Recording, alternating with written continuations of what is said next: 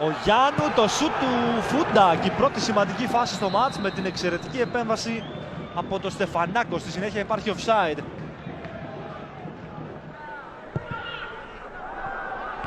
Δεν είναι καλή εκτέλεση, ο Μάσα κέρδισε και αλλάζει με τον Γιάννου. Τετατέτ και ευκαιρία για τον Αστέρα που χάνεται από το σουτ του Μάσα με το αριστερό out.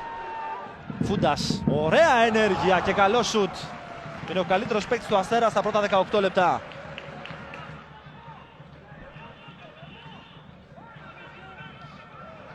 Ο Μάσα και πάλι σε τετατέτ.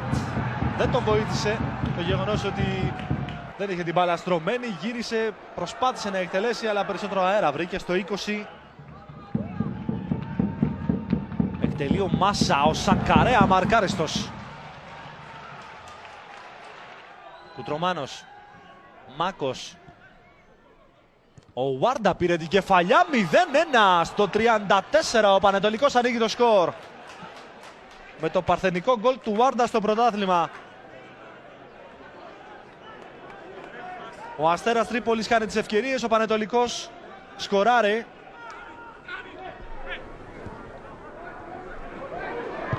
Ωραίο σουτ, η επέμβαση δύσκολη σε κόρνερ από τον Κοζίτσκι. Το σουτ του Κάπελ. Λανθαρότε, πάει κοντά του ο Κέβιν. Τρεις παίκτες του Αστέρα στην περιοχή. Ο Λανθαρότε καθυστέρησε, κλείστηκε. Ο Φούντας ξεσηκώνει τον κοινό στο 49. Λανθαρότε. Απέφυγε τον Παπάζογλου, βγάζει στο δεύτερο δοκάρι. Κεφαλιά, out. Ο Χαμντανί χάνει την ευκαιρία στο 62. Γιαννούλης. Έκανε μέτρα με την μπάλα, απέφυγε τον Κάπελ και βγάζει ωραία σέντρα ο Γιάννου υπό ασφυκτική πίεση.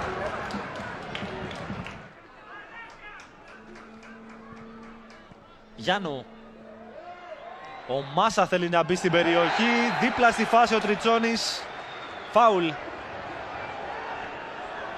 Στο 67ο λεπτό της αναμέτρησης πάνε οι παίκτες του Αστέρα και ζητούν πέναλτι, έχω την αίσθηση. Εδώ το μαρκάρισμα του Κουτρομάνου. Ο Μάσα εκτελεί.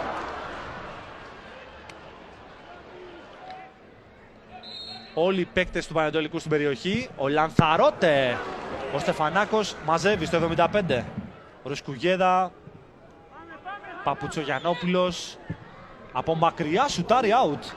Αυτή είναι η πρώτη τελική του Πανετολικού στο δεύτερο ημίχρονο. Διαφάνες. Καταπληκτική ενέργεια. Απέφυγε το Γιαννούλη. Εδώ έχει ευκαιρία ο Πανετολικός. Ο Μαρκόφσκι.